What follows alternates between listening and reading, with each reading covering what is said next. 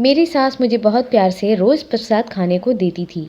वो कहती थी कि तेरे लिए सही तरीके से निवेद अर्पित करके भगवान को प्रसन्न किया है और तेरे लिए प्रसाद लाई हूँ।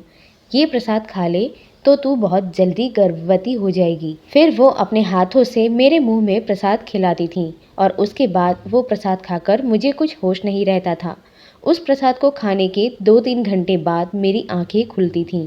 जब मेरी आंखें खुलती तो देखती कि मेरे बाल बिखरे हुए होते और सिर्फ इतना ही नहीं, मेरे कपड़े भी सही नहीं होते। तो क्या मेरी सास उस प्रसाद में कुछ मिलाकर मुझे खिलाती थी। एक दिन उनकी सच्चाई जानने के लिए मैंने छुपकर मुंह से प्रसाद निकालकर फेंक दिया और सोने का नाटक किया। कुछ समय बाद मैंने देखा कि मेरा देवर मेरे कमरे में आया और कमरे का दरवाज़ा अंदर से लॉक कर दिया। मेरे बेहोश होने के बाद बिना बताए वो मेरे कमरे में आकर क्या करता था और मेरी सास मुझे हर दिन बेहोश क्यों कर देती थी। इस सच्चाई को जानने के बाद आपकी आत्मा कांप उठेगी। जिस दिन मुझे अपनी सास पर शक हुआ, उस दिन मैंने उनके दिए हुए प्रसाद को नहीं खाया, उसे छुप कर फेंक दिया था, क्योंकि मुझे लगने लगा था कि मेरी सास और देवर मिलकर मेरे पीछे कुछ साजिश कर रहे हैं। दरअसल मेरे पति 2 भाइयों में बड़े हैं। पिछले कुछ दिनों से मेरी सास के व्यवहार में बदलाव आया था। वो मेरे साथ बहुत अच्छा व्यवहार करने लगी थी। अगर मुझसे कोई भी गलती हो जाती तो वो मेरी पीठ पर हाथ फेरते हुए कहती थी कि कोई बात नहीं बहू, गलती तो हो ही जाती है। लेकिन पहले तो ऐसा नहीं था। पहले अगर मुझसे कोई छोटी सी भी गलती हो जाती तो वो गुस्से में कहती कि मुझे घर से निकाल देगी। लेकिन पिछले 15 दिनों से उनका बर्ताव मेरे साथ बहुत ही अच्छा था। उनके व्यवहार को देखकर लगता ही नहीं था कि वो वही पुरानी सास है। मैं उन्हें पिछले 3 साल से जानती हूँ और इन 3 सालों में उन्होंने एक भी दिन मेरे साथ अच्छा व्यवहार नहीं किया। तो अचानक मेरे साथ इतनी मिठास क्यों? मेरे मन में थोड़ा शक हुआ। फिर भी एक बार लगा कि शायद उन्होंने सच में खुद को बदल लिया है, क्योंकि मेरी सास मेरे साथ चाहे जितना भी बुरा व्यवहार करती, मैंने कभी उन्हें गलत शब्द नहीं कहे। सिर झुकाकर सब कुछ सहन कर लेती थी, क्योंकि मेरी बहुत मजबूरियां थीं। मैं तो एक गरीब घर की लड़की थी। हम 4 भाई बहन थे, 3 बहनें और एक भाई। मेरी दोनों बड़ी बहनों की शादी हो चुकी है और मेरे भाई की भी शादी हो चुकी है। मेरा भाई बहुत मेहनत करके अपना घर चलाता है। माँ बाप तो बहुत पहले ही गुजर गए थे। जब सास कहती थी कि मुझे घर से निकाल देगी तो मुझे बहुत डर लगता था, क्योंकि अगर सच में उन्होंने मुझे घर से निकाल दिया होता तो मैं कहाँ जाती? मैं मायके भी नहीं जा सकती थी।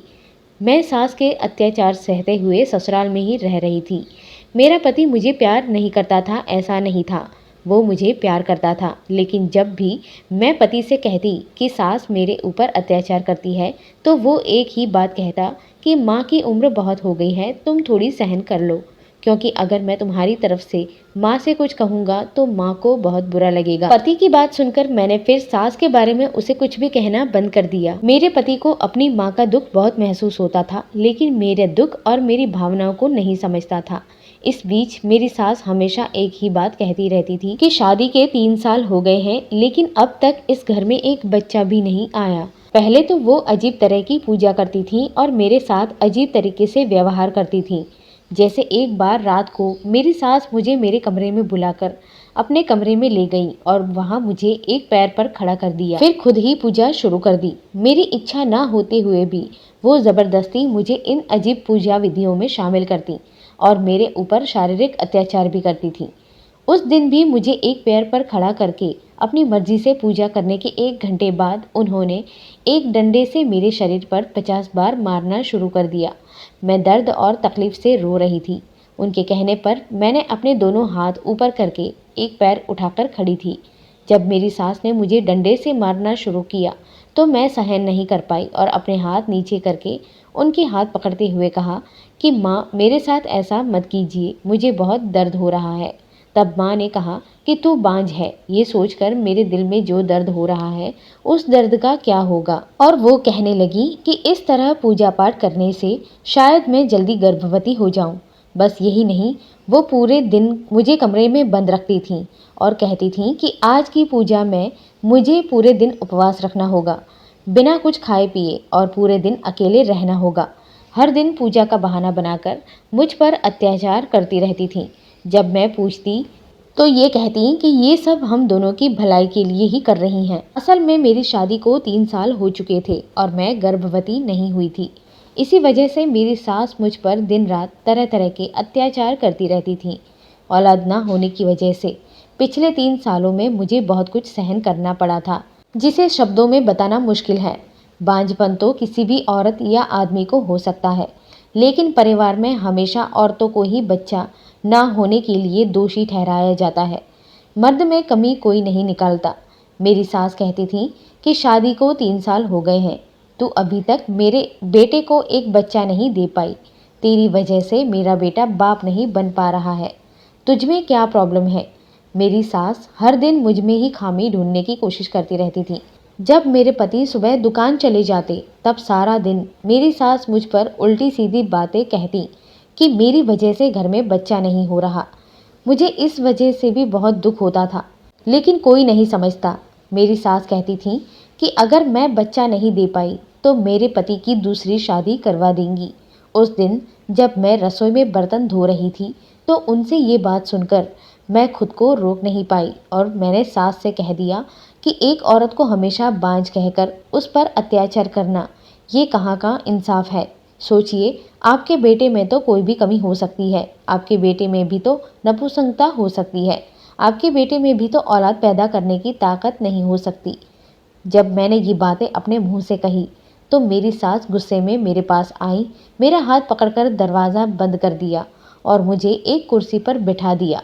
फिर उन्होंने मेरे दोनों हाथों को रस्सी से बांध दिया। मैंने अपनी सास से कहा, तो वो गुस्से में मेरे बालों को पकड़कर बोली कि तुम मेरे बेटे को नामर्द कैसे बोल सकती है? इस लड़की को तो आज सजा मिलेगी ही। उन्होंने मेरे लंबे बाल काटने शुरू कर दिए। मैंने रो रो कर उनसे कहा कि आप हर बार मेरे साथ ऐसा व्यवहार क्यों करती हैं? मैंने तो आपको कोई गलत बात नहीं कही। अगर आप कहें तो आपके बेटे और मैं दोनों डॉक्टर के पास चेकअप करा सकते हैं। डॉक्टर के पास जाने में क्या परेशानी है? डॉक्टर के बारे में कहने पर मेरी सास कहती थी कि इन डॉक्टरों पर मैं विश्वास नहीं करती। जब मैंने आईने में खुद को देखा, तो बालों की तरफ देखते देखते मेरी आंखों में से आंसू आने लगे। मुझे सब कुछ सहन करना पड़ा था। मेरे पास कोई और चारा नहीं था। अगर मेरे माता पिता जिंदा होते तो शायद आज वे मेरे साथ होते। उस रात मेरे पति दुकान से लौटकर आए। खाना खाने के बाद जब मैं कमरे में चुपचाप बैठी थी, तब मेरे पति आए और बोले कि क्या हुआ, तुम इस तरह उदास क्यों बैठी हो? जब से घर लौटा हूँ तुमने मुझसे ठीक से बात नहीं की। मैंने कोई जवाब नहीं दिया और अपने सिर से कपड़ा हटा दिया। कपड़ा हटाने के बाद मेरे पति ने मेरी ओर देखते हुए कहा कि ये क्या हाल है, तुमने अपने लंबे बाल क्यों काट दिए? क्या तुम्हारा दिमाग खराब हो गया है? मैं रोते रोते बोली कि ये बाल मैंने खुद नहीं काटे, मुझे औलाद नहीं होने की सज़ा मिली है। तुम्हारी माँ ने मेरे बाल काट दिए हैं। तुम्हारी माँ मुझे कितनी बुरी बातें कहती हैं, लेकिन हमें एक बार डॉक्टर को दिखाना चाहिए। अगर मैं गर्भवती नहीं हो सकी तो तुम्हारी माँ तुम्हारी दूसरी शादी कराएगी और मुझे घर से निकाल देगी। हमारे रिश्ते को सलामत रखने के लिए एक बार हमें डॉक्टर के पास जाना जरूरी है। लेकिन तुम्हारी माँ तो चाहती ही नहीं कि हम डॉक्टर के पास जाएं। मेरे पति मेरे पास आकर मेरे सिर पर हाथ फेरते हुए बोले कि तुम इन सब की चिंता मत करो, तुम सही कह रही हो, हमें एक बार डॉक्टर के पास जाना ही होगा। कल मैं माँ को समझा दूंगा और फिर एक अच्छे से डॉक्टर के पास चलेंगे। ठीक है, हम ज़रूर जाएंगे। अगले दिन सुबह मेरे पति ने मेरी सास से कहा कि माँ, आज हम दोनों डॉक्टर के पास जा रहे हैं। मेरी सास हैरानी से मेरे पति की ओर देखकर बोली कि डॉक्टर के पास जाने का क्या मतलब? तुझे डॉक्टर के पास जाने की क्या ज़रूरत है? क्या तुम अपनी पत्नी की बात सुनकर अपने आप को औलाद पैदा ना करने पर दोषी मानते हो? सच बात यह है कि तेरी पत्नी एक बांझ है। इस लड़की की वजह से हमारा मान सम्मान सब कुछ खत्म हो जाएगा। मेरे पति ने अपनी माँ को समझाते हुए कहा कि डॉक्टर के पास जाने से हमारी जो भी तकलीफ़ें हैं उनका इलाज हो जाएगा। मेरे पति के बहुत समझाने के बाद भी मेरी सास हमें डॉक्टर के पास जाने के लिए राज़ी नहीं हुई।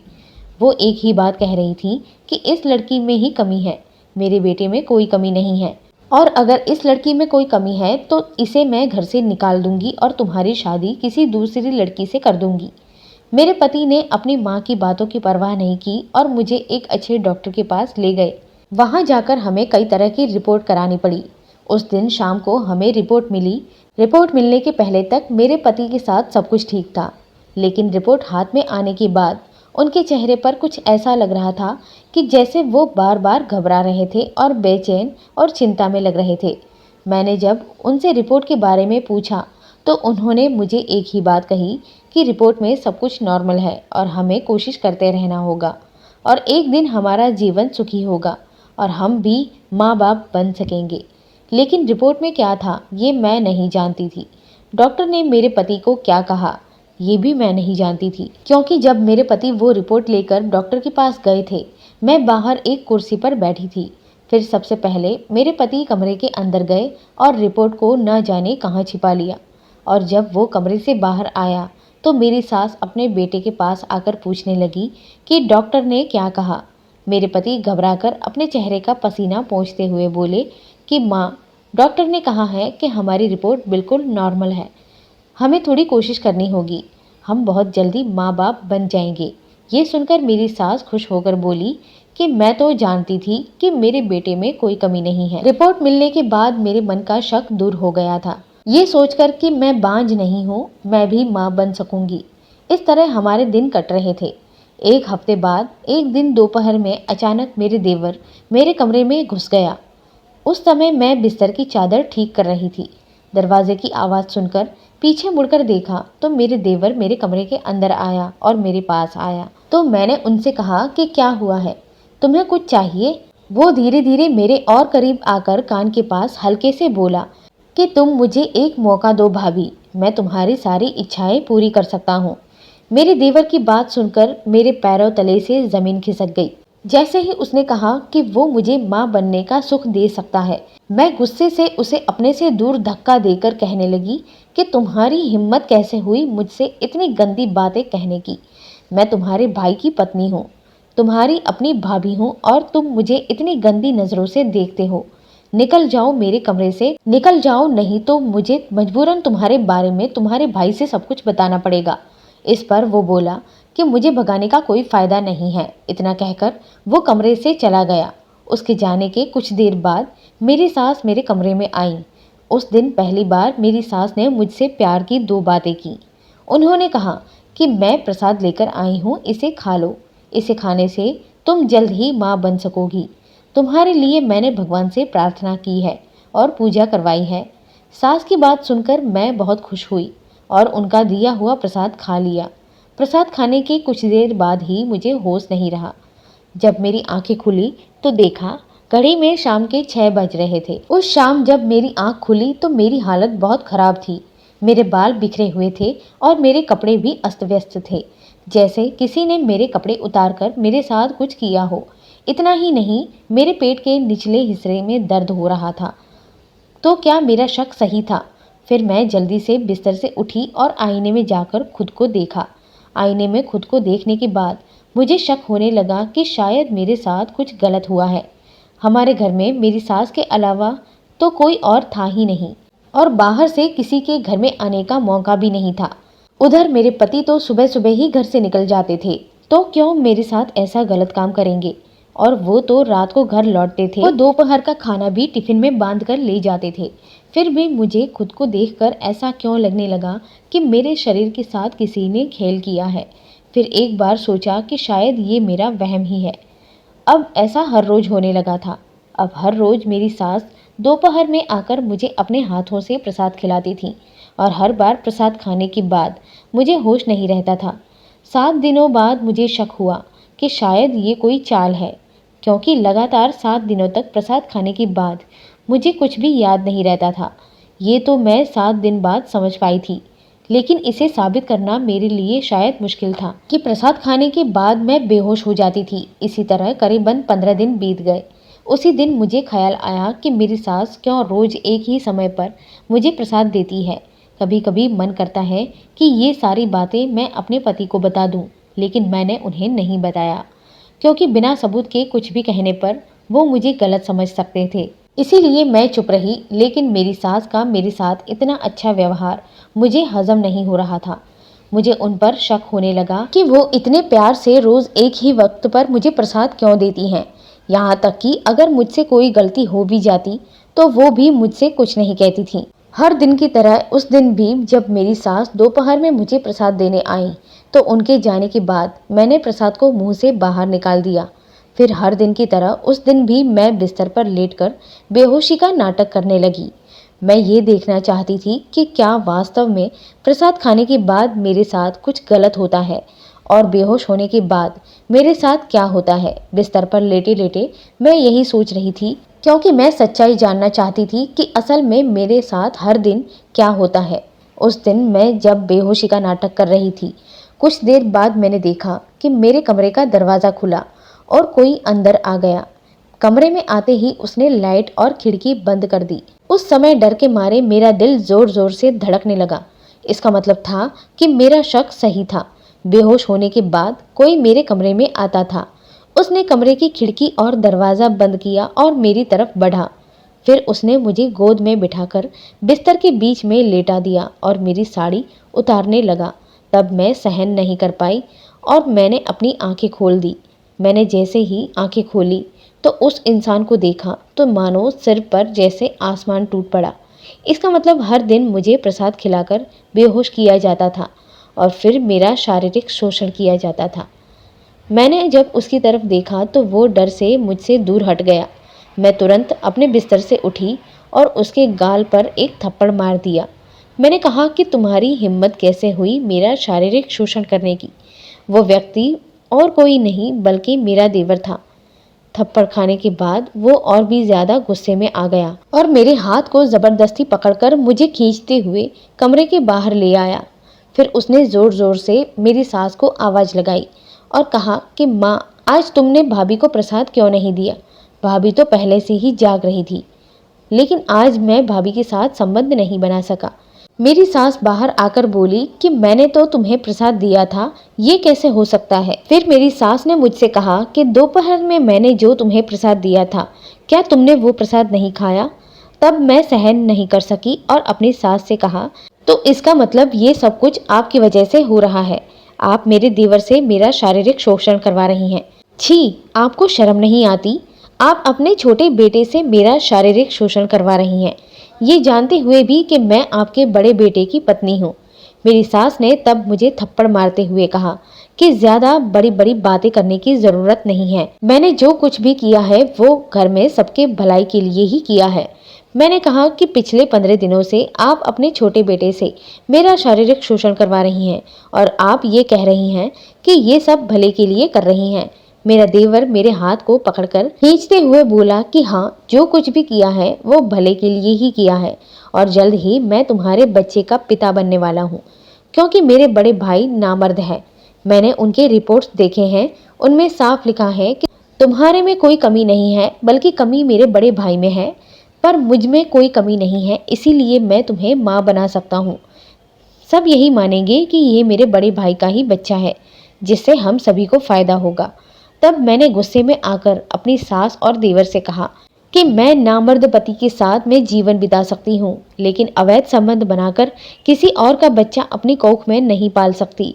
तुम दोनों ने मिलकर मेरे साथ जो अन्याय किया है, उसके लिए मैं थाने जाकर तुम दोनों के खिलाफ रिपोर्ट करूंगी।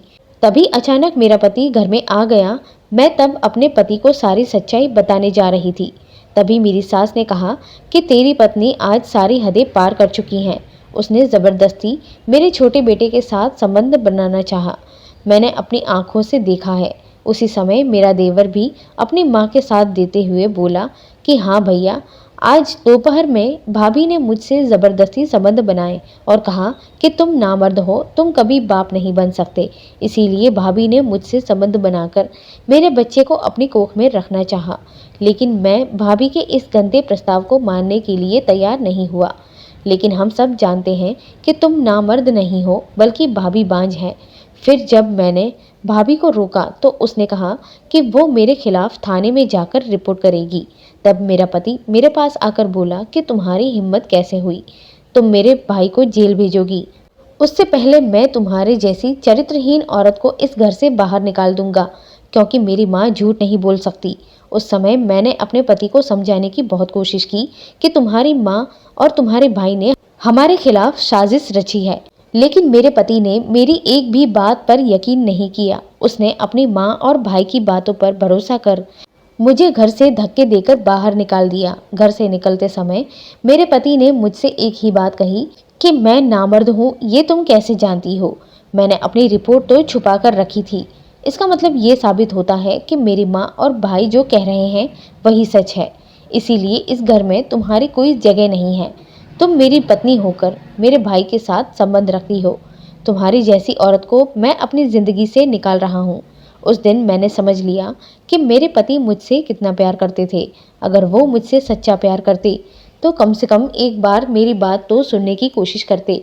इतना ही नहीं, मुझ पर विश्वास करते और मेरी बातों को साबित करने का एक मौका देते। लेकिन जिस इंसान पर मैंने सबसे ज़्यादा भरोसा किया, उसी ने मुझ पर विश्वास किए बिना मुझे अपनी ज़िंदगी से बाहर निकाल दिया। मेरे पास और कोई रास्ता नहीं था। वहाँ से उठकर मैं सोच नहीं पा रही थी कि अब कहाँ जाऊँ और क्या करूँ। फिर मैंने पड़ोस की भाभी को फ़ोन करके सब सच बता दिया कि कैसे मेरे घर वालों ने मुझे रात के अंधेरे में धक्का देकर घर से निकाल दिया, मेरे साथ कितना अन्याय किया। दरअसल पड़ोस की भाभी मुझे पसंद करती थी और मुश्किल में मेरी मदद करती थी। उस रात मैं उसी भाभी के घर रही। फिर सुबह भाभी मुझे एक सरकारी महिला छात्रावास में लेकर गई, जहां महिलाओं के लिए मुफ्त में रहने की व्यवस्था थी। वहां जाकर मैंने देखा कि मेरी तरह कई महिलाएं हैं जिनके साथ अन्याय हुआ है, लेकिन वे अब आत्मनिर्भर हो चुकी हैं और कुछ अच्छी जगहों पर काम कर रही हैं। मुझे लगता था कि इस दुनिया में कोई हो या न हो, मेरा पति मेरा साथ कभी नहीं छोड़ेगा। लेकिन जब मेरे पति ने भी मेरा साथ छोड़ दिया, तो मुझे समझ में आया कि इस समाज में जीने के लिए पढ़ाई करके किसी नौकरी में लगना बहुत ज़रूरी है, खासकर औरतों के लिए। सबके सहयोग से आज मुझे एक प्राइवेट बैंक में अच्छी नौकरी मिल गई है और वहाँ से मैं अच्छी कमाई करती हूँ। घर से निकाल देने के बाद मेरे पति ने कभी मेरी खबर लेने की भी कोशिश नहीं की। ये सब बातें मुझे पड़ोस की भाभी से ही पता चली। मेरे ससुराल में जो भी होता, उसकी सारी बातें भाभी मुझे फ़ोन करके बता देती थी। घर से निकलने के 6 महीने बाद मैंने सुना कि मेरे पति दूसरी शादी कर रहे हैं। उस दिन मैं भाभी से मिलने गई थी, तब भाभी ने मुझे ये बात बताई।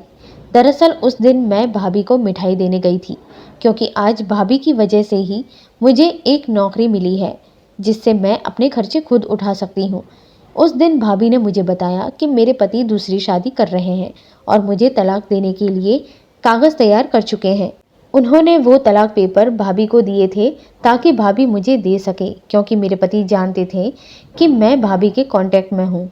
जब भाभी ने मुझे वो तलाक के कागज़ दिए तो मुझे कोई अफसोस नहीं हुआ कि मेरे पति दूसरी शादी कर रहे हैं, क्योंकि जिस रिश्ते में मैंने कभी सच्चा प्यार नहीं पाया, वहाँ ज़बरदस्ती रहने का कोई फ़ायदा नहीं था। अब मैं अच्छी कमाई करती हूँ और गरीब और अनाथ बच्चों की मदद के लिए कुछ पैसे दे देती हूँ। अब मैं अकेली हूँ और मेरी इच्छा है कि पैसे जोड़कर एक छोटा सा घर खरीदूँ। एक बार मैं अपने भाई और भाभी से मिलने गई थी और उन्हें अपनी पूरी सच्चाई बताई। पैसों की तंगी के बावजूद मेरे भाई ने मुझे अपने घर में रहने का प्रस्ताव दिया। उस दिन मैंने अपने भाई से कहा कि मैं तुम्हारे घर में नहीं रह सकती भैया। जिस दिन मैं अपना घर खरीदूंगी, उस दिन मैं तुम्हें अपने घर में रहने के लिए बुलाऊंगी। तब हम सभी मिलकर साथ रहेंगे। अब मैं अकेली हूँ, लेकिन आज़ाद हूँ और बहुत खुश हूँ। सिर्फ अपने पति के साथ रहने से खुशी नहीं मिलती। एक विवाहित जीवन हमेशा खुशहाल और शांतिमय होगा, ये भी ज़रूरी नहीं। अकेले रहकर भी जिंदगी को एंजॉय किया जा सकता है। मैंने फैसला किया है कि अब मैं दोबारा शादी नहीं करूँगी। हाँ, मैंने एक बार और निर्णय लिया कि मैं समाज सेवा के कार्यों में उतरूंगी। दोस्तों, आपको कहानी कैसी लगी ये ज़रूर कमेंट के माध्यम से बताएं। मैं आपके सभी कमेंट्स के उत्तर देने की कोशिश करूंगी। अगर आपको ये कहानी पसंद आई हो तो इसे लाइक ज़रूर करें, और अगर आप चैनल पर नए हैं तो चैनल को सब्सक्राइब करके बेल आइकन दबा लें, ताकि अगली कहानी सबसे पहले आपको दिखाई दे।